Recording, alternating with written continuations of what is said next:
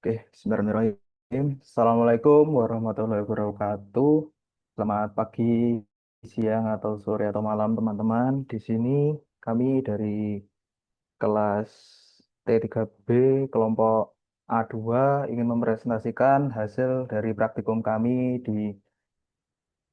pada bab elektrospinning. Next. Ya, untuk grup membernya sendiri, ada Christopher Theodore Kevin Hui dengan NIM akhir 014, dan saya sendiri, Muhammad Faisal Hudi Dani dan Siska Dian Anggraini dengan NIM akhir 041. Next. Ya, mungkin langsung masuk saja ke pendahuluan kenapa sih kok praktikum elektrospinning ini kayak perlu banget dilaksanakan. Yang pertama untuk latar belakang ya, karena semakin berkembangnya zaman juga penyakit juga semakin ikut berkembang di mana kebutuhan dunia medis untuk menghadapi penyakit dan situasi-situasi medis baru pastinya juga harus ikut berkembang. Maka dari itu di tahun kisaran 1990 kalau nggak salah, elektrospinning ini metodenya diciptakan dengan tujuan nanti seperti untuk membuat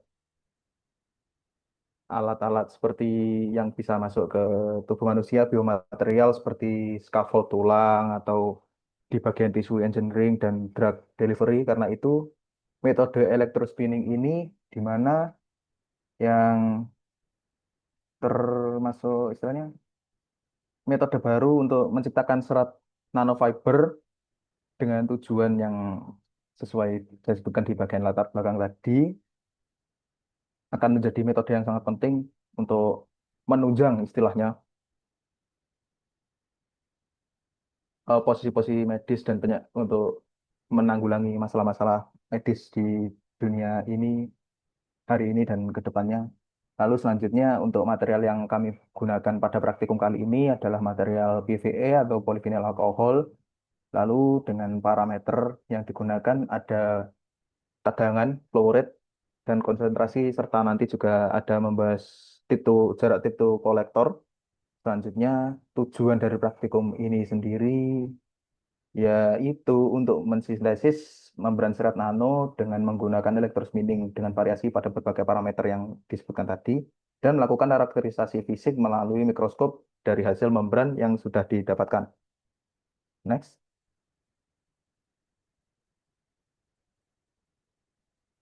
Ya, mungkin langsung masuk pada konsep dasar dan material. Di sini konsep dasar dari elektrospinning sendiri adalah metode pembentukan serat nanofiber secara kontinu menggunakan tegangan elektrostatik ya. Jadi nanti menggunakan tegangan listrik yang digunakan untuk menarik serat itu nanti dan akhirnya nanti di apa istilahnya dikumpulkan menggunakan kaca preparat dan serat nanofiber sendiri adalah serat satu dimensi yang memiliki ukuran nanometer hingga mikrometer.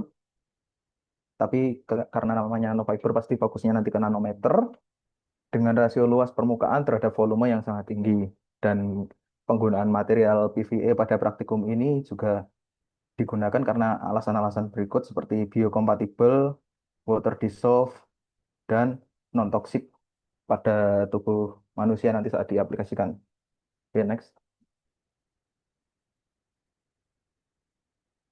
Ya, untuk parameter yang digunakan di sini ada empat ya. Ada tegangan, flow rate, konsentrasi, dan jarak tip to kolektor. Di mana yang kami rubah nanti ada pada konsentrasi dan flow rate, sedangkan tegangan, voltage, dan jarak tip to kolektor nanti konstan di angka itu saja. Di mana tegangan nanti akan mempengaruhi istilahnya gimana sih si apa polimer nanti bisa ketarik dan tegangan permukaannya bisa sampai membentuk Taylor cone yang nanti akan membuat si jet nge-spray si syringe ini bisa menembakkan serat sehingga terbentuklah serat nanofiber itu tadi. Sedangkan flow rate lebih ke kecepatan aliran di mana nanti kan di mesin elektrospinning itu ada yang menekan syringe-nya nanti dan ini juga masih berkesinambungan dengan tegangan yang juga akan mempengaruhi hasil akhir dari serat nanofiber nanti. di sini. Lalu selanjutnya ada konsentrasi. Konsentrasi sendiri nanti akan mempengaruhi di bagian diameternya ya, terutama ya diameter dari serat dengan konsentrasi yang lebih tinggi dan flow rate yang lebih kecil. Mungkin kita akan bisa mendapat diameter serat yang lebih besar dan istilahnya dengan kecepatan tertentu kita juga bisa mengoptimalkan pas si jetnya nge-spray dan sampai ke kolektor atau pada pas pada kaca preparat itu nanti diharapkan si serat sudah terbentuk tanpa adanya gangguan seperti bits atau serat yang masih basah. Selanjutnya ada jarak tip to kolektor di mana ini lebih berpengaruh pada saat elektrospinning nanti ya karena menggunakan listrik dan flow rate pastinya nanti juga akan terjadi penguapan selama setelah jet itu langsung menembakkan der gitu.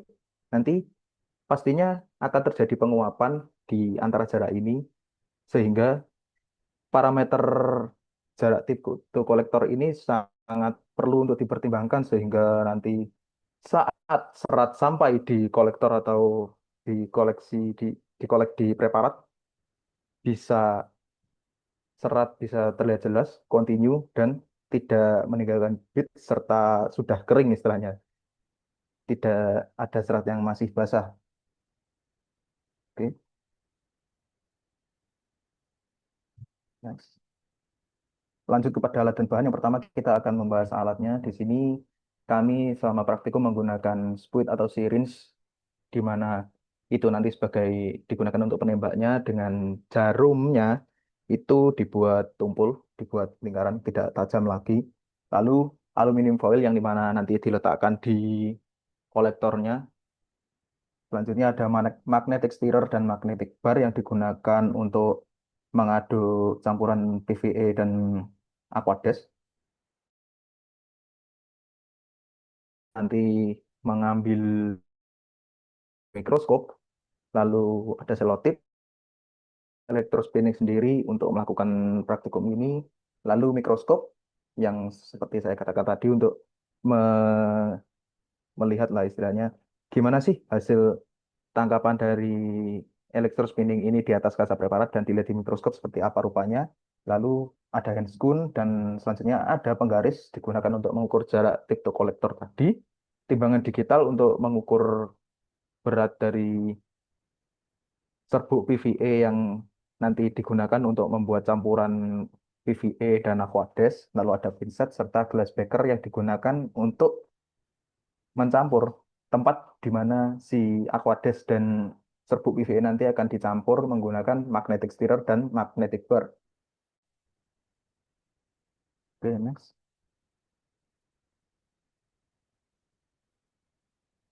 Dan bahan yang digunakan dalam praktikum ini sendiri hanya ada dua ini, yaitu Aquades dan serbuk polyvinyl alkohol atau PVA.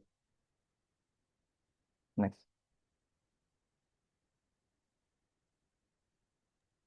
Berikutnya saya akan menjelaskan mengenai prosedur praktikum. Yang pertama adalah prosedur untuk mempersiapkan larutan polimer yang akan digunakan sebagai bahan elektrospinning. Pertama-tama, eh, kami mempersiapkan terlebih dahulu larutan polimer polivinil alkohol atau PVA dengan konsentrasi 12% yang sebelumnya sebenarnya sudah disiapkan oleh asisten praktikam. Namun dalam hal ini seharusnya kami membuat sendiri dengan melakukan penimbangan dari bits PVA kemudian dicampurkan dengan air. Namun dalam hal ini sudah dipersiapkan terlebih dahulu oleh asisten praktikum. Sehingga kami hanya perlu untuk mempersiapkannya kembali dengan meletakkan di magnetic stirrer dan mengaduk dengan kecepatan 500 sampai 600 RPM. Hal ini dilakukan untuk memastikan bahwa larutan yang akan digunakan sifatnya homogen, sudah homogen sempurna, agar nantinya tidak ada larutan yang lebih viscous daripada bagian yang lainnya. Kemudian, setelah mempersiapkan larutan dengan konsentrasi 12% weight per volume, kami memindahkan 10% larutan 10 mili dari larutan 12% tersebut ke sebuah gelas ukur yang baru di mana nantinya kami akan menambahkan aquades sebanyak yang dibutuhkan sesuai dengan perhitungan yang nantinya akan kami lakukan dan akan dijabarkan nanti di dalam hasil dan pembahasan untuk membuat larutan 10% weight per volume. Lalu setelah ditambahkan oleh aquades, kami melakukan pengadukan kembali dengan magnetic stirrer. Selanjutnya, setelah kedua larutan dengan konsentrasi yang berbeda tersebut sudah jadi dan sudah dirasa homogen, maka kedua larutan tersebut kami muatkan dalam dua syringe yang berbeda dan kemudian akan ditutup dengan nozzle atau spinneret eh, yang berbeda juga. Setelah mempersiapkan dari larutan prekursor untuk proses elektrospinning, maka selanjutnya kami akan beralih ke prosedur membuat seratnya. Pertama-tama syringe yang tadi sudah dimuatkan itu diletakkan pada perangkat elektrospinning, lebih tepatnya pada dudukannya atau landasan dari syringe ini dengan mengatur sistem pendorong syringe dengan mode manual. Yang pertama, sistem syringe ini ditekan terlebih dahulu pada tombol eh, pump untuk mundur agar muat syringe-nya bisa masuk. Kemudian setelah dirasa sudah pas di landasan dari syringe ini, maka pengaturan dialihkan menjadi inject agar landasan yang nantinya akan mendorong syringe ini sudah tepat diletakkan di bagian pendorongnya. Kemudian setelah itu, pemompa syringe diinjekkan lagi sampai larutannya keluar untuk dilihat apakah kira-kira ada hambatan atau tidak. Selain itu juga sebelum perangkat ini dinyalakan atau diaktifkan, maka praktikan melakukan pengukuran jarak antara tip nozzle ke kolektor menggunakan penggaris. Selanjutnya, setelah diukur, maka ujung nozzle atau spinneret dipasangi dengan alligator clip yang terhubung dengan catu daya. Tentu dengan catatan bahwa catu daya dan seluruh perangkat elektrospinning ini dalam keadaan nonaktif atau mati. Setelah itu, pintu perangkat elektrospinning ditutup terlebih dahulu, kemudian catu daya dinyalakan dengan nilai tegangan yang tetap sepanjang prosedur praktikum ini dilakukan, yaitu pada angka 13 kilovolt. Lalu, sistem pendorong syringe ini dinyalakan pada atau dialihkan pada mode auto dengan variasi flow rate 1 ml per jam dan juga 3 ml per jam. Di sini, ketika sudah dirasa bahwa alirannya sudah cukup baik dan kira-kira sudah seharusnya terbentuk Taylor cone, maka larutan tipis akan muncul larutan tipis yang akan menyembur dari ujung syringe tersebut. Ketika sudah dirasa tidak ada clogging atau dripping yang merupakan hasil anomali dari elektrospinning ini, maka praktikan bisa masukkan tangan ke melalui lubang dari elektrospinning ini dan mengambil sampel seratnya menggunakan kaca preparat dengan digerakkan atas bawah untuk menangkap serat-seratnya dan juga memperhatikan kehati-hatian agar tangan praktikan tidak menyentuh kolektor dan nantinya malah menjadi ground sehingga menyebabkan kejutan listrik. Setelah dikumpulkan serat-serat tersebut dan terlihat akumulasi serat yang cukup banyak, maka perangkat elektrospinning dapat dimatikan, meliputi catu dayanya dinolkan terlebih dahulu, kemudian dimatikan, serta sistem mendorongnya juga dimatikan. Setelah didapatkan sampel serat tersebut, maka hasil serat tersebut dapat diamati di bawah mikroskop dengan perbesaran 10 kali untuk mikroskop untuk lensa objektifnya. Dan analisis selanjutnya praktikan melakukan analisis hasilnya dan dilakukan pengulangan hal yang sama untuk variabel yang lain. Hasil pengamatan kami dapatkan data sebagai berikut. Yang pertama adalah parameter yang kami tetapkan. Yang pertama, kami menetapkan voltase pada 13 kilovolt. Dan setelah kami mengukur jarak antara tip syringe ke kolektor, dapatkan pada jarak 27 hingga 28 cm. Hal ini kami buat sebagai bentuk rentang atau range karena pengukuran jarak ini kami lakukan dari tidak menyentuh secara langsung antara tip dan kolektornya untuk menghindari kejutan. Kemudian juga jenis kolektornya yang kami gunakan adalah flat atau statis dalam bentuk kolektor yang diam. Untuk konsentrasi atau untuk variabel yang kami ubah-ubah adalah konsentrasi larutan pada konsentrasi 10% dan 12% weight per volume. Untuk flow rate atau laju alir kami juga variasikan pada angka 1 ml/hour dan 3 ml/hour. Untuk perhitungan pengenceraan yang tadi sudah disebutkan pada eh, prosedur, kami lakukan dengan mengikuti persamaan berikut, yaitu C1V1 sama dengan C2V2.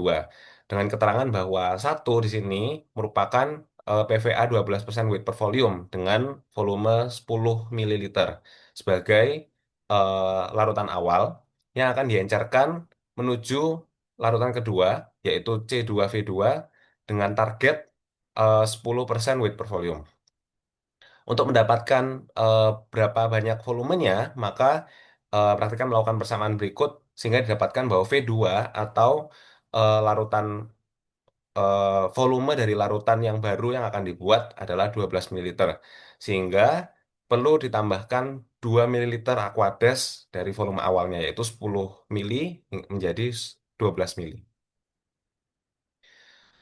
Kemudian untuk hasil serat yang didapatkan dari hasil elektrospinning, yang pertama adalah dari hasil serat yang kami variasikan dengan konsentrasi 10% weight per volume dengan laju alir 1 ml/hour.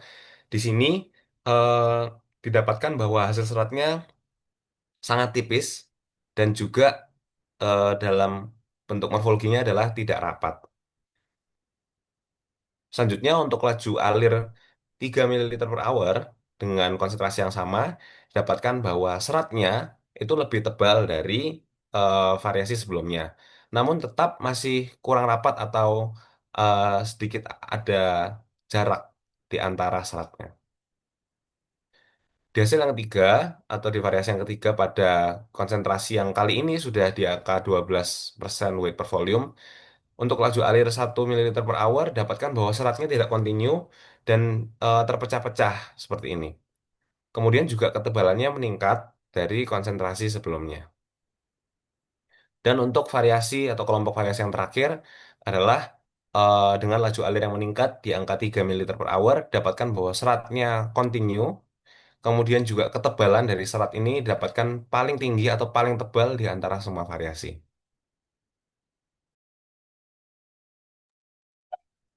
Selanjutnya yaitu pembahasan. Jadi pada praktikum elektrospinning ini variabel yang digunakan adalah yang pertama adalah variabel bebas. Nah, variabel bebas ini ada dua, yaitu flow rate dengan variasi 1 ml/hour dan 3 ml/hour.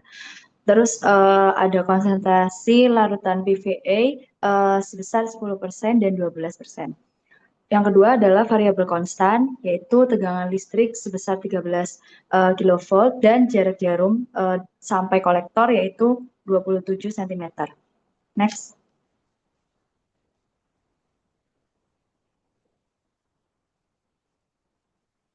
Nah, pemberian tegangan listrik sebesar 13 kilovolt ini adalah untuk membentuk gaya elektrostatik yang membantu pembentukan Taylor cone yang stabil untuk membantu menarik jet polimer menjadi serat yang kontinu. Jadi, apabila tegangan terlalu rendah atau tinggi, maka jet ini tidak stabil. Jarak antara jarum dan kolektor sekitar 27 cm ini mempengaruhi flight time serat dan tidak boleh lebih dari 30 cm. Karena jika semakin jauh jaraknya, maka gaya elektrostatik untuk menarik jet polimer ini juga menjadi sangat lemah. Next. Pengaruh perbedaan konsentrasi PVA dan flow rate yang diberikan pada masing-masing percobaan. Hasil dengan konsentrasi 10% dan flow rate 1 ml per jam. Pada perlakuan ini, serat yang nampak cukup tipis, tidak terlalu jelas, dan tidak terlalu rapat. Distribusi dari serat menjadi kurang merata dan ada area yang bukan hasil data pengamatan atau noise.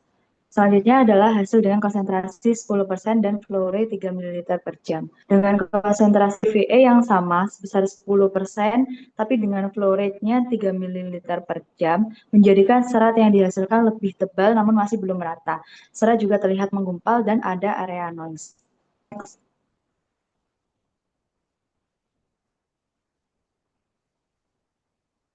Selanjutnya adalah hal dengan konsentrasi 12 sen dan flow rate yaitu 1 ml per jam. Pada konsentrasi 12% ini dengan flow rate 1 ml per jam ini hasilkan serat yang tidak seimbang atau bisa dibilang bentuknya paling tidak beraturan.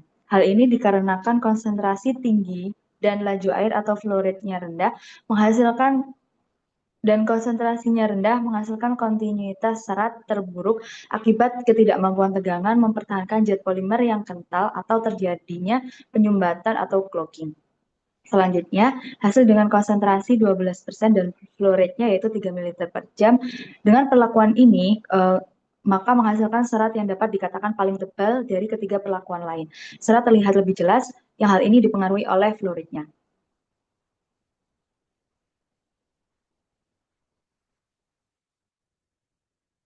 Konsentrasi larutan PVA berhubungan erat dengan viskositas dan jumlah keterikatan antar rantai polimer atau chain entanglement. Pada konsentrasi rendah, misalnya 10%, larutan memiliki viskositas yang lebih kecil sehingga jumlah interaksi antar rantai polimer juga rendah. Sebaliknya, pada konsentrasi yang lebih tinggi, misalnya 12%, viskositas meningkat dan jumlah keterikatan rantai polimer ini menjadi lebih kuat. Zat yang terbentuk menjadi lebih stabil dan mampu mempertahankan bentuknya selama proses peregangan sehingga menghasilkan serat yang lebih tebal, kontinu, dan distribusinya lebih seragam. Sementara itu, flow rate menentukan seberapa cepat larutan disuplai dari jarum ke dalam medan listrik. Pada flow rate rendah, 1 ml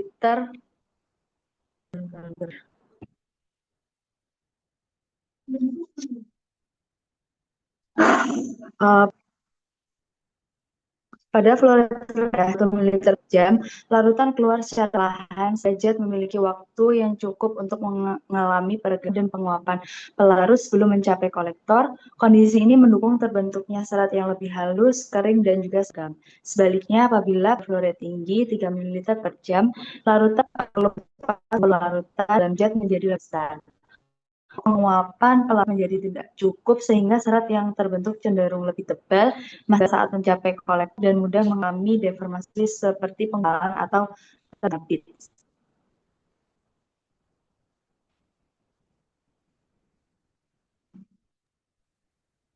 Baik, selanjutnya masuk ke bagian kesimpulan. Setelah melakukan praktikum ini, maka praktikan dapat mengambil kesimpulan bahwa uh, elektrospinning telah berhasil dilakukan. Walaupun demikian, seluruh variasi masih belum bisa menghasilkan morfologi jaring serat yang ideal karena eh, di, di seluruh variasi yang praktikan lakukan tidak ada Taylor cone yang begitu jelas yang dapat terlihat sehingga tentu itu memengaruhi dari hasil aliran serat atau kontinuitas serat yang baik. Kemudian setelah dilakukan hasil karakterisasi fisik secara kualitatif dengan mikroskop, seluruh variasi serat itu menunjukkan bahwa parameter konsentrasi larutan dan laju aliran sangat memengaruhi diameter serta kontinuitas serat yang terbentuk.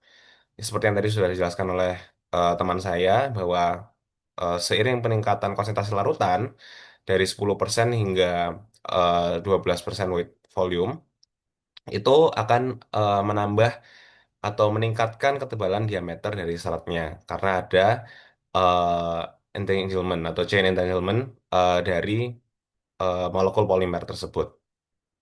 Hal yang sama juga terjadi pada peningkatan laju aliran dari 1 sampai 3 ml per hour, di mana ini juga berbanding lurus dengan peningkatan ketebalan diameter seratnya.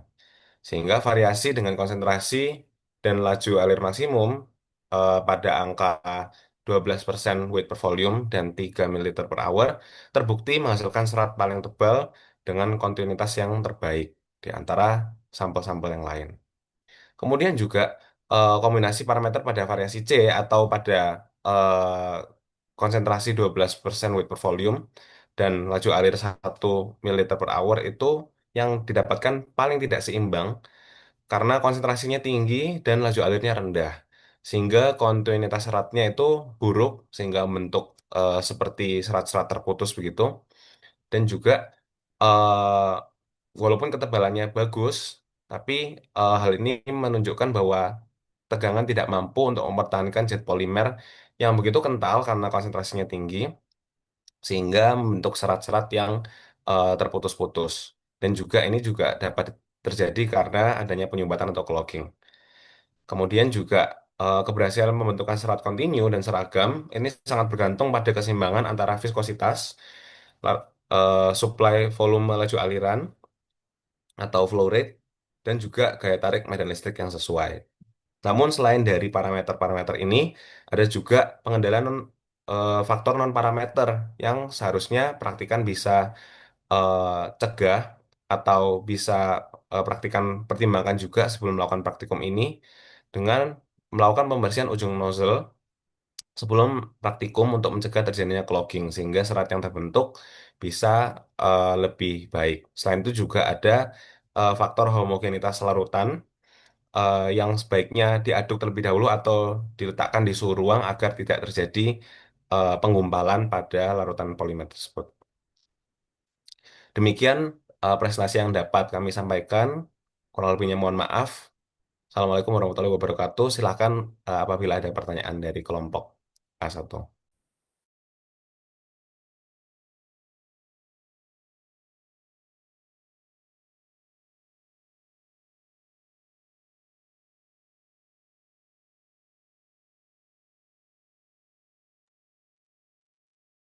Ya, saya izin memandu untuk sesi tanya jawabnya. Yang pertama ada Rifki Adit. Silakan. Oke, terima kasih buat kelompok A2. Saya pengen nanya di sini kan kita di praktikum ini sebenarnya tegangannya kita nggak ubah-ubah ya. Kita tetap 13 kV sama jaraknya juga kita nggak rubah itu di 28 cm. Nah, kira-kira menurut teman-teman di sini apakah itu emang udah ya optimalnya segitu atau emang kita sebenarnya bisa ngatur lagi kayak gitu? Kalau bisa ngatur lagi kira-kira gimana optimalnya?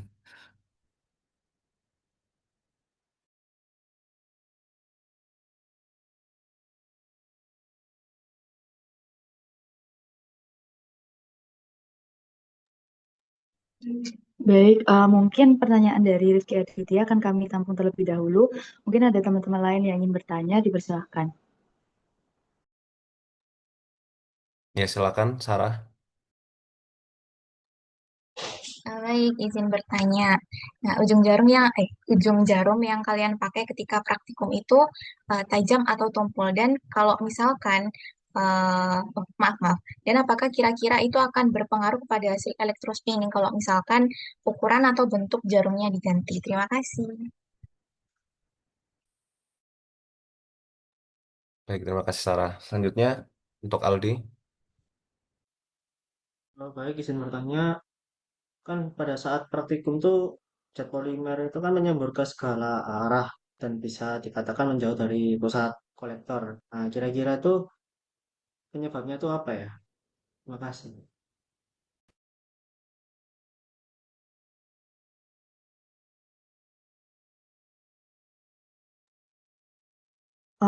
Oke, terima kasih atas pertanyaannya. Kami diskusikan terlebih dahulu. Akan kami jawab eh, setelah ini.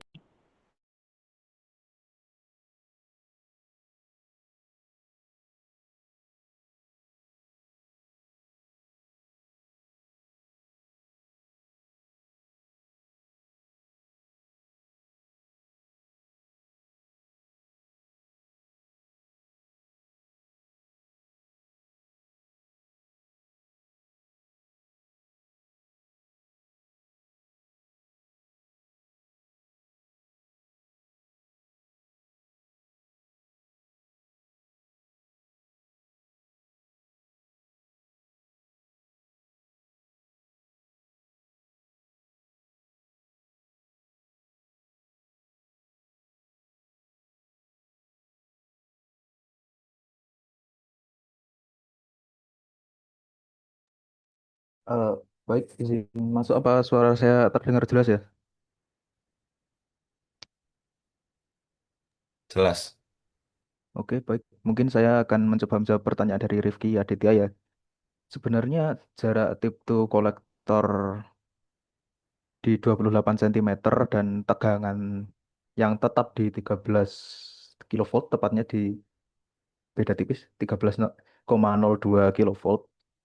Kalau menurut buku itu memang masih ideal untuk jarak tip to kolektor dan voltasenya juga masih aman karena maksimal di 25 kilovolt untuk saran dari modul ya. Namun dari beberapa sumber yang saya temukan ada mungkin di beberapa sumber ini malah untuk bahan terkhususnya untuk PVA ya. Jarak tip to kolektor yang malah lebih ideal menurut sumber-sumber ini rata-rata malah berada di sekitar 18 sampai 20 cm ya.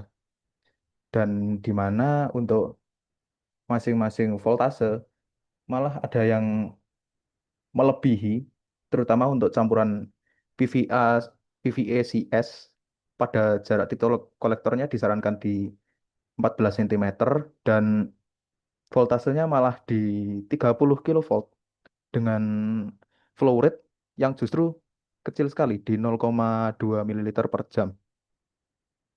Jadi sebenarnya untuk menurut hasil dari yang kami dapatkan ya, sebenarnya bisa lebih didekatkan lagi jarak tip to kolektornya karena dari hasil yang kami dapatkan juga satu tidak begitu seragam lalu pembentukannya juga masih istilahnya semerawut dan mungkin juga voltasenya juga perlu diatur lagi supaya penguapannya bisa lebih teratur sehingga pas sampai nanti di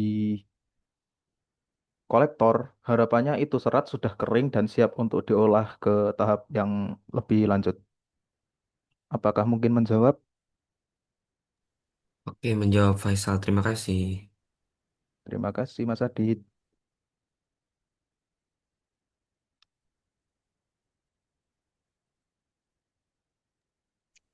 Aku izin menjawab pertanyaan dari Aldi.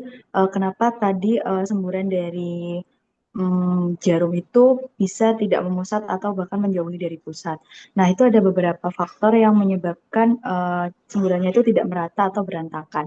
Yang pertama adalah jet itu mengalami instabilitas. Saat terbentuk Taylor cone, memang umumnya itu tidak memusat. Tapi karena gaya elektrolitnya yang gak seimbang, arahnya jadi lebih acak. Nah, yang kedua itu bisa karena posisi jarum ke kolektor itu kurang sejajar. Jadi gaya listrik yang tidak lurus itu membuat semburannya itu menjadi tidak merata atau acak. Nah, yang ketiga ini adalah muatan listrik pada jet terlalu tinggi. Yang keempat, bisa karena flow rate yang terlalu tinggi, jadi volume larutan besar membuat jet lebih sulit untuk dikontrol dan arah semprotannya jadi tidak stabil. Apakah sudah menjawab? Sudah, Dian. Makasih. Ya, sama-sama. Oke, baik. Untuk pertanyaan yang terakhir dari Sarah, saya izin menjawab. Jadi untuk ujung dari eh, tipnya itu kami menggunakan yang ujungnya tumpul atau tidak ada jarumnya itu bukan berubah jarum yang tajam. Kenapa? Karena yang pertama itu tentu memengaruhi dari hasil seratnya. Lebih spesifiknya adalah karena mungkin kita sama-sama tahu bahwa dalam electrospinning parameter yang atau indikator yang dapat kita sama-sama lihat untuk menentukan bahwa serat yang dihasilkan akan kontinu dan homogen itu adalah dari pembentukan Taylor cone. Ketika gaya elektrostatiknya itu mengalahkan dari gaya tegangan permukaan yang ada sehingga nanti muncul seperti kerucut begitu. Nah, walaupun memang dalam praktikum kami Taylor cone tersebut tidak terbentuk secara sempurna begitu, namun penggunaan tip yang tumpul itu menentukan dari pembentukan Taylor cone ini. Karena ketika salah satu ada sisi yang tajam begitu, maka nanti pembentukan Taylor cone ini akan miring sehingga apa ya istilahnya dasarnya yang untuk pembentukan Taylor cone ini tidak bisa membentuk dia sebagai bentuk kerucut seperti seharusnya akan miring begitu. Nah itu nanti akan mempengaruhi dari hasil seratnya. Jadi seratnya tidak lagi kontinu karena tidak terbentuk Taylor cone itu tadi.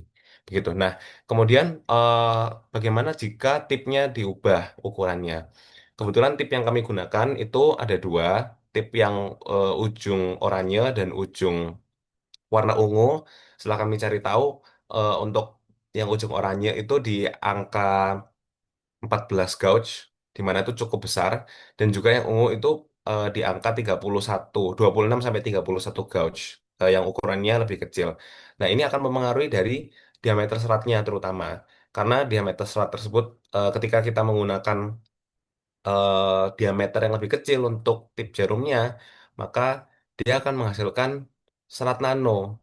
Namun juga di situ menjadi kendala tersendiri karena semakin kecil ujung tipnya maka bisa menjadi clogging atau ketika konsentrasinya terlalu kental seperti kami menggunakan di angka 12 weight per volume itu akhirnya menjadi clogging gitu dan itu bisa dilihat di variasi yang 12 persen weight per volume dan 1 mililiter per hour, di mana itu agak clogging kan, jadi membentuk serat-seratnya discontinue. Nah, tapi kalau diperbesar, memang itu mencegah clogging, namun justru memberikan diameter yang besar pada seratnya, yang mana hal itu tidak diinginkan biasanya dalam pembuatan electrospinning. Begitu. Apakah cukup menjawab, Sarah? Sangat menjawab, terima kasih. Terima kasih, Sarah. Eh, baik, mungkin karena tidak ada pertanyaan lagi, apakah mungkin teman-teman dari kelompok A1 ada pertanyaan lanjutan? Kalau dari saya tidak ada. Baik. Dari saya Jika juga begitu, nggak ada. baik. Jika begitu, kami dari kelompok A2 izin menutup presentasi kami. Terima kasih banyak. Assalamualaikum warahmatullahi wabarakatuh.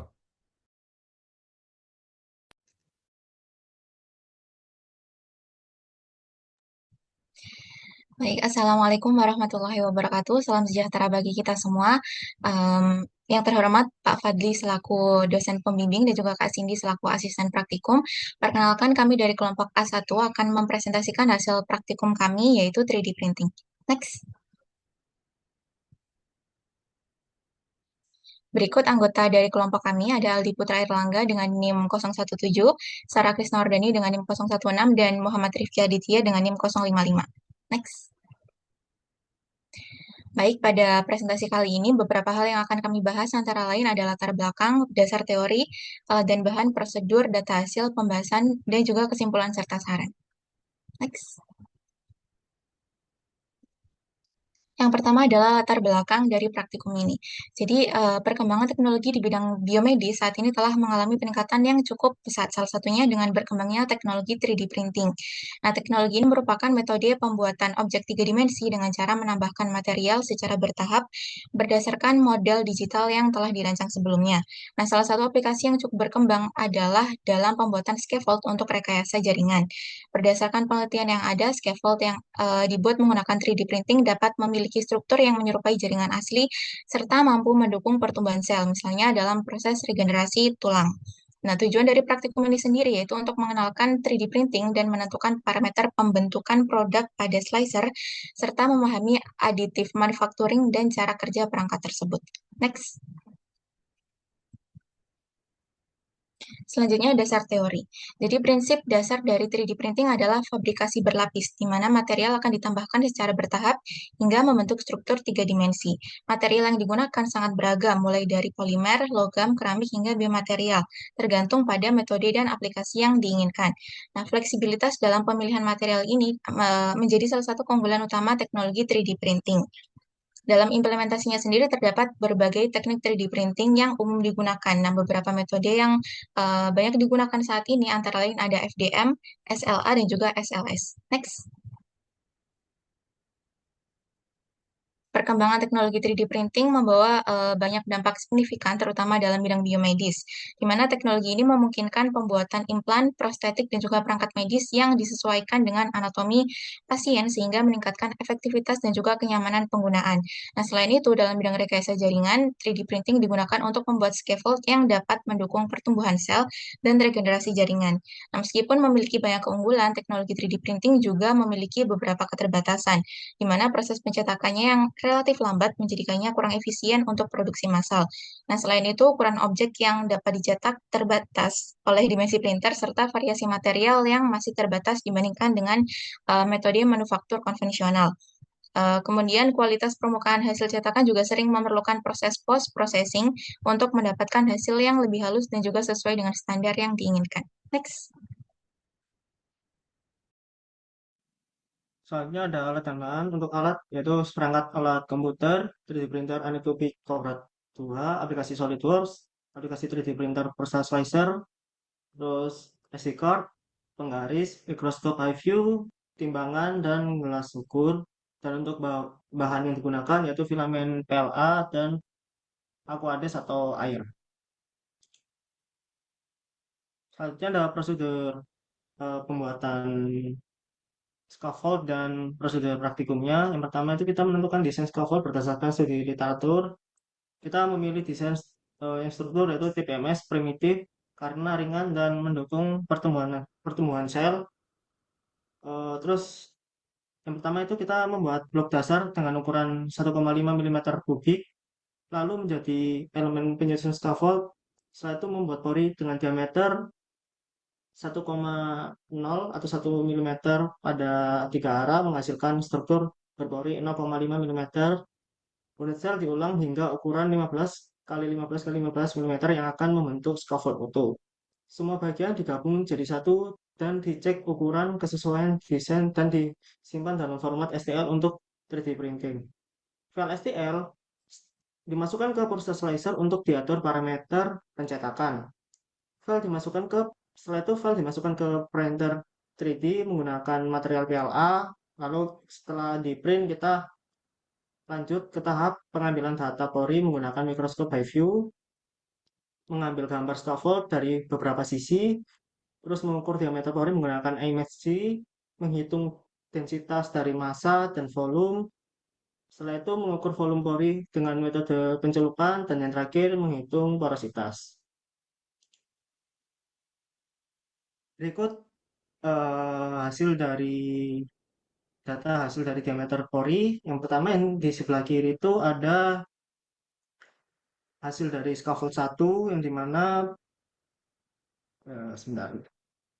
Pori ke 1 diameternya 0,6, pori kedua diameternya 0,4, pori ketiga diameternya 0,6, pori keempat diameternya 0,5, pori kelima diameternya 0,7, pori keenam diameternya 0,6, pori ke-7 diameternya 0,6, pori ke-8 diameternya 0,4, pori ke-9 diameternya 0,6, pori ke-10 diameternya 0,5, dan pori ke-11 diameternya 0,6.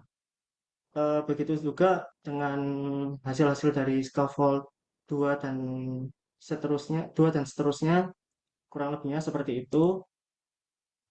Ya, ini juga hasil dari scaffold diameter pori scaffold 3, dan yang kanan itu ada kok hilang.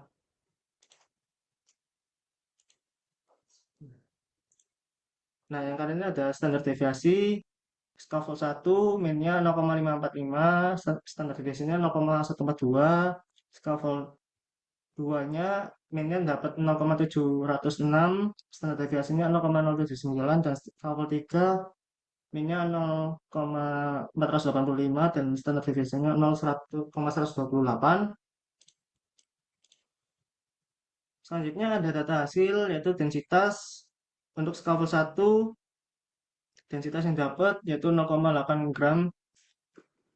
Terus yang scaffold 2 yang dihasilkan densitas 0,61 gram, dan yang scaffold 3 didapatkan 0,79 gram. Selanjutnya ada standar deviasi yaitu yang didapatkan 0,107. Selanjutnya ada porositas. Porositas yang kita dapat pada scaffold 1 yaitu 1,6%, scaffold 2 34,4%, dan yang terakhir scaffold 3 18%. Namun ada standar deviasi lagi yang kita dapetin yaitu 16,4. Oke, selanjutnya ada pembahasan yang akan dijelaskan oleh teman. Oke, untuk selanjutnya kita akan membahas terkait dengan praktikum kali ini. Yang pertama, sebelumnya kita menggunakan struktur pori yang disebut juga dengan TPMS atau Triply Periodic Minimal Surface dengan menggunakan bahan PLA. Sejatinya sebenarnya TPMS ini dia itu memiliki keunggulan bahwasannya dia karena di topologinya yang kontinu dan berulang secara periodik, maka dia mampu menyediakan rasio luas permukaan terhadap volume yang cukup tinggi.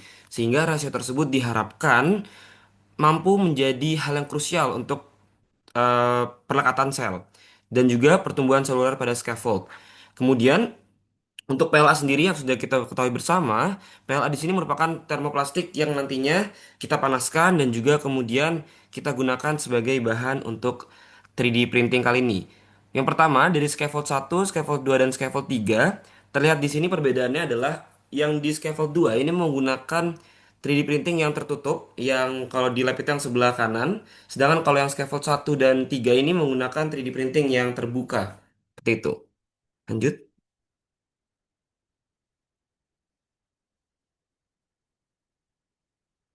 Oke, kali ini kita setelah melakukan praktikum tersebut, maka kita akan melihat dan kita evaluasi mengukur permukaan diameter pori secara kuantitatif dengan menggunakan image J dengan total 9 titik pengukuran, 3 scaffold masing-masing 11 pori tiap sisinya, dan ditemukan bahwasannya tidak ada satupun scaffold yang benar-benar memenuhi target yang kita harapkan, yaitu kita membuat desain secara 3D modelnya itu adalah 0,5, namun tidak ada yang tepat 0,5 pada praktikum kali ini.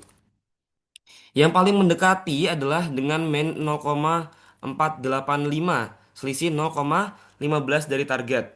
Dan juga kemudian yang kedua ada scaffold yang pertama yaitu 0,545 dan scaffold yang kedua yaitu 0,706. Scaffold yang kedua ini yang dicetak dengan printer yang tertutup tadi. Namun menariknya dari standar deviasi terlihat bahwasanya di scaffold kedua ini dia lebih seragam berbeda dengan yang lainnya. 0,142, 0,128, sedangkan yang scaffold 2 ini lebih mendekati angka 0 sehingga lebih lebih seragam dari segi eh, variasi porinya gitu. Kemudian untuk secara keseluruhan, maka secara keseluruhan rata-ratanya adalah 0,5798 dengan standar deviasi 0,1518.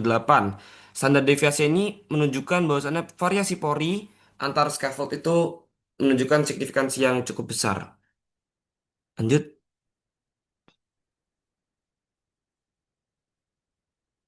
Oke, selanjutnya adalah data dari densitas dan juga porositas. Densitas scaffold ini dihitung dari massa dibagi volume pejal, massa scaffold dibagi dengan volume pejal. Volume pejal di sini berarti adalah volume geometri luas scaffold. Seandainya dia benar-benar solid penuh sehingga sisi kali sisi kali sisi itu menjadi volume pejal. Kemudian, untuk volume aktual dari scaffold itu diukur dengan menggunakan metode penculupan air, sehingga kita ukur berapa perubahan volume sebelum dan sesudah dicelupkan scaffold. Selisih itulah yang nantinya akan merepresentasikan berapa total volume dari tiap-tiap scaffold tersebut. Hasilnya, scaffold pertama densitasnya adalah 0,8 gram per cm kubik dengan porositas 1,6%. Kemudian scaffold 2 densitasnya 0,61 gram per cm kubik. Dan poros 3 adalah 0,79 gram per cm kubik dengan tingkat porositas 18,0%. Nah, di sini ada terlihat hubungan terbalik antara densitas dan juga porositas. Semakin padat scaffold, maka semakin kecil dari segi porositasnya. Kemudian, kalau kita lihat di scaffold 1, porositasnya sangat amat abnormal, dia 1,6%. Ini kalau masuk tubuh mungkin sudah tidak selamat orangnya. Jadi, kenapa dia 1,6%? Karena pada ketika kami melakukan pengukuran, kami karena di sini yang scaffold 1 ini adalah hasil dari printer yang terbuka. Printer yang terbuka maka ibaratnya perlu dikopek lapisan yang ada. Nah, ketika kami melakukan pengukuran, lapisan yang ada masih ada lapisan penutupnya itu di bawah Jadi sehingga menurut asumsi kami dia tidak mampu airnya menembus ke atas, tidak mampu masuk melalui pori-pori yang atas karena dia di bawah sendiri sudah ada layer yang ketahan, yaitu adalah lapisan yang bekas lepasan dari printer tadi gitu. Sehingga itu mengindikasikan adanya pori yang tersumbat atau bisa juga disebut sebagai kegagalan dalam fabrikasi. Oke, lanjut.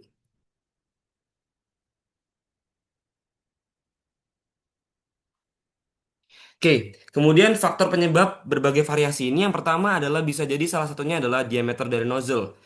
Diameter dari nozzle ini ketika ingin mencetak pori sesuai dengan targetnya perlu diperhatikan rasio dari diameter nozzle terhadap berapa pori yang ingin kita ciptakan, berapa pori yang ingin kita buat.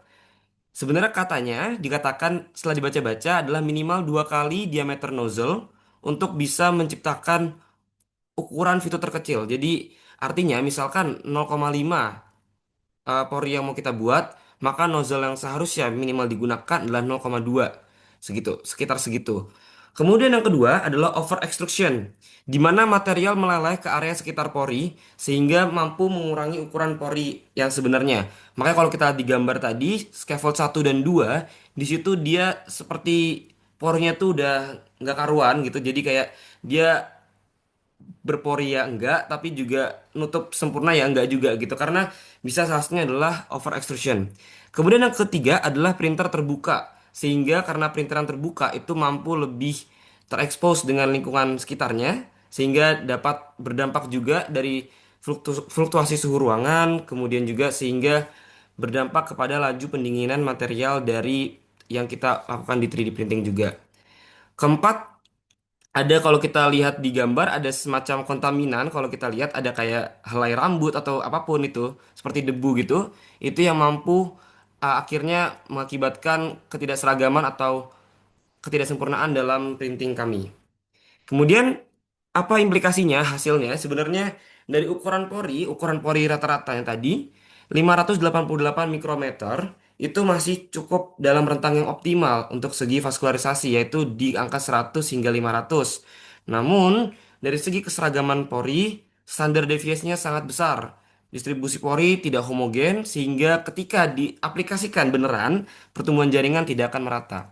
Kemudian struktur dari TPMS primitif ini berdasarkan yang ditemukan adalah dinilai mampu cukup ideal untuk perlekatan sel karena distribusi tegangan homogen dan mampu memberikan luas permukaan yang tinggi.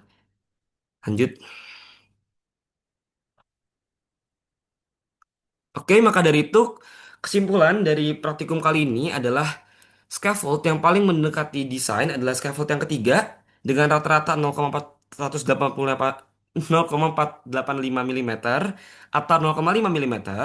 Kemudian scaffold dengan deviasi terbesar ada di scaffold 2 0,706. Kemudian standar deviasi secara keseluruhan yaitu 0,1518 menandakan heterogenitas yang cukup signifikan dari hasil-hasil tiap horizontal scaffold tersebut. Kemudian terdapat relasi atau korelasi terbalik ketika densitas semakin padat, porositas dinilai menurun, dan juga scaffold 2 dengan densitas 0,61, porositas 34,4 itu adalah yang terbaik dari segi porositas yang kami dapatkan. Selanjutnya, scaffold 1 hanya memiliki porositas 1,6%. Ini menandakan adanya anomali baik dari segi kegagalan fabrikasi atau perlunya penyesuaian metode lagi untuk mengukur volume dari scaffold tersebut. Kemudian, yang terakhir adalah kesesuaian dengan rekayasa jaringan. Ukuran yang ditemukan berata-rata 580 mikrometer yang dikategorikan cukup mendukung untuk vaskularisasi. Namun, konsistensi dari porositas, porositas, yaitu standar deviasi 16,4%, menunjukkan reliabilitas untuk segi manufaktur masih rendah, sehingga perlu dilakukan optimalisasi kembali dari segi metode 3D printing dan juga dari segi dimensi. Next.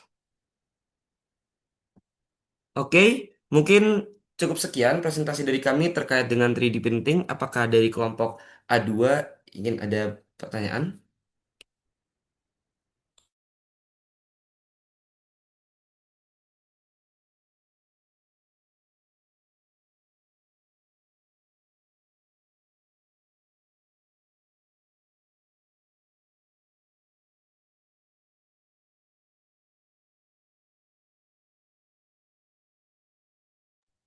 Baik, mungkin dari Kristo boleh pertanyaannya.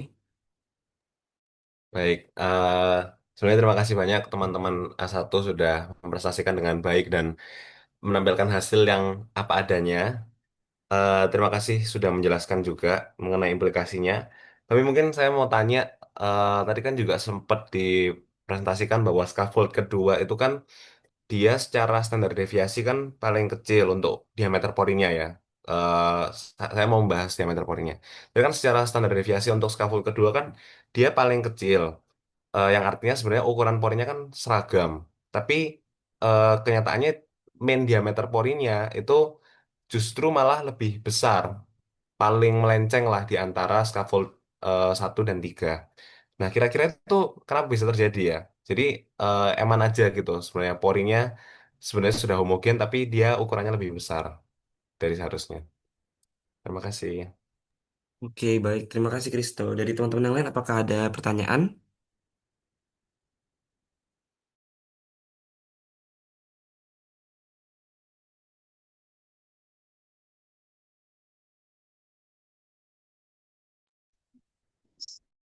Aku mau tanya, jadi eh, kalau dikasihkan secara nyata, scaffold mana yang paling layak digunakan dari hasil praktikum ini dan apa alasannya? Baik, terima kasih Dian. Apakah dari teman-teman A2 ada pertanyaan kembali? Silakan Faisal. Ya, sebelumnya terima kasih atas kesempatannya untuk bertanya ya dari kelompok A1. Nah, jadi kan sebenarnya di awal itu udah di briefing mau bikin scaffold yang ukurannya seperti apa dengan porositas kayak gimana. Nah, kan udah didesain tuh sedemikian rupa. Sam- Pokoknya dengan error seminim mungkin selama pengerjaan di alat software CAD di komputer masing-masing. Nah, kenapa sih kok bisa pas printing dan pas diukur kok ada perbedaan ukuran, terutama di bagian pori-pori kan tadi ada yang signifikan dan ada yang mungkin standar deviasinya nggak begitu besar. Kenapa kok istilahnya pas kenyataannya pas ngeprint itu mesin 3D printing ini kayak ada data yang loss sehingga membuat pori-pori itu nggak rata semuanya seperti ukuran awal yang diinginkan. Yang menjadi penyebab data loss ini apa ke mesin 3D printingnya? Oke, baik. Terima kasih Faisal. Kami akan mempersiapkan untuk jawaban tersebut. Terima kasih.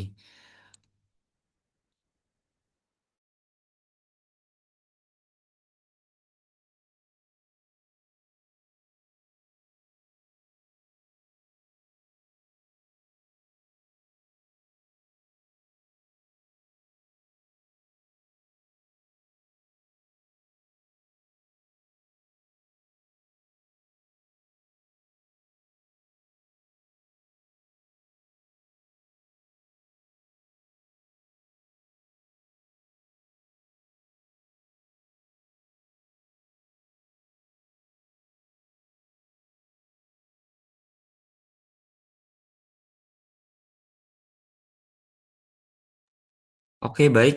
Eh, Sebelumnya saya izin untuk menjawab pertanyaan dari Kristo. Kenapa kalau kita lihat di scaffold 2 untuk standar deviasinya dia terkecil 0,079, namun dari segi rata-rata diameter porinya dia justru yang paling jauh dari target. Nah, sebenarnya standar deviasi yang lebih kecil itu kan berarti dia menandakan bahwasannya akurasi dari atau konsistensi dari pori itu bagus gitu kan. Mungkin karena gini, sebenarnya ini adalah dua karena scaffold 2 ini berbeda dari dua scaffold yang lainnya, printernya gitu. Jadi yang scaffold 2 ini kenapa dia lebih konsisten? Pertama mungkin karena kualitas dari printernya yang lebih baik, lebih bagus dan juga dari segi cost lebih besar sehingga memberikan konsistensi yang lebih seragam. Sebenarnya itu secara teori itu bagus sekali gitu dibandingkan scaffold 1 dan 2 yang emang dia mencapai tujuan diameter porinya, namun ada yang satu sisi 0,1, 0,3, ada yang 0,6 seperti itu. Jadi eh, mencapai target tapi dari segi akurasi atau konsistensinya nggak bagus gitu. Nah, namun kenapa bisa terjadi hal seperti itu, bisa lebih besar daripada target? Kemungkinan pertamanya adalah ada peristiwa shrinkage. Jadi karena PLA ini dia adalah material yang bisa menyusut saat mendingin gitu. Jadi kalau misalkan printer ini kan tertutup ya printingnya, sehingga kalau printer tertutup itu dia memiliki sistem pendinginan yang lebih merata, sehingga material ini memadatnya lebih cepat dan seragam. Sehingga ruang pori yang tersisa, dinding pori itu menyusut ke arah dalam, namun ruang pori yang tersisa itu justru dia akan melebar gitu. Jadi mengakibatkan pori yang ada itu dia malah membesar sedikit daripada dimensi seharusnya. Kemudian yang kedua adalah perlunya mungkin nanti dikalibrasi kembali perbandingan antara dimensi yang kita desain sama kira-kira berapa sih yang bisa dihasilin oleh printer tersebut. Makanya perlu dari praktikum ini perlu penyesuaian lagi ke depannya seperti itu. Mungkin itu yang bisa disampaikan. Apakah terjawab? Sangat menjawab. Terima kasih, Adet. Oke, terima kasih. Oke, selanjutnya aku izin menjawab pertanyaan dari Dian. Jadi kalau mau diaplikasikan secara nyata, scaffold yang paling layak digunakan itu scaffold 3. Alasannya adalah karena scaffold 3 itu yang memiliki ukuran pori yang paling mendekati dengan desain awal, yaitu sekitar 0,5 mm. Di mana ukuran 0,5 mm ini berada di rentang yang optimal untuk mendukung pertumbuhan sel. Tapi meskipun begitu, kalau dilihat lagi ternyata scaffold 3 juga memiliki tingkat homogenitas yang lebih rendah jika dibandingkan dengan scaffold lainnya. Tapi itu nggak apa-apa, karena dalam aplikasi biologis, kesesuaian ukuran pori itu menjadi faktor yang lebih penting untuk diperhatikan dibandingkan dengan tingkat homogenitas, karena ukuran pori nanti yang akan secara langsung mempengaruhi kepada kemampuan sel untuk bermigrasi, berproliferasi, dan juga membentuk jaringan baru. Apakah menjawab Dian?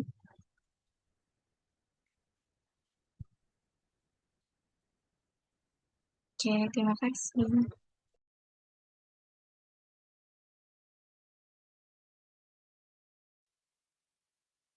Oke, aku mau ngejawab pertanyaan Faisal. Jadi Faisal kan tadi nanya,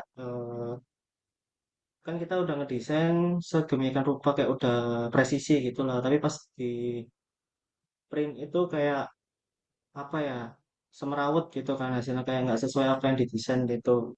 Jadi kan pas kita setelah desain itu kan kita filenya itu diubah dulu kan sesuai instruksi pada mesin printernya gitu. Nah, lalu pada saat dicetak itu kan printer punya batasan kemampuan kan, seperti nozzle-nya dan layer-layernya kayak gitu-gitu kan. Jadi kayak misalnya pas proses ngeprint itu kan juga mesinnya tuh getar gitu kan. Terus juga belum kayak bahan yang kita gunakan PLA kan. PLA kan kayak semisalnya dipanaskan atau didinginkan kan kayak ada reaksinya kayak misalnya eh, apa ya melebar dan menyusut kayak gitu. Jadi biasanya itu faktor-faktornya itu bisa terjadi karena mesinnya itu. Kurang lebih seperti itu sih, Sal. Apakah menjawab? Baik, terima kasih Mas Aldi. Ya, sama-sama. Oke, apakah dari teman-teman kelompok A2 ada yang mau ditanyakan lagi atau sudah cukup? Oke, Cukup kalau karena dari sudah saya. cukup. Oke, baik. Terima kasih kelompok A2 sudah bertanya ke kami, ke kelompok A1. Kurang lebihnya mohon maaf apabila ada salah kata. Sekian dari kami kelompok A1. Wassalamualaikum warahmatullahi wabarakatuh. Waalaikumsalam warahmatullahi wabarakatuh.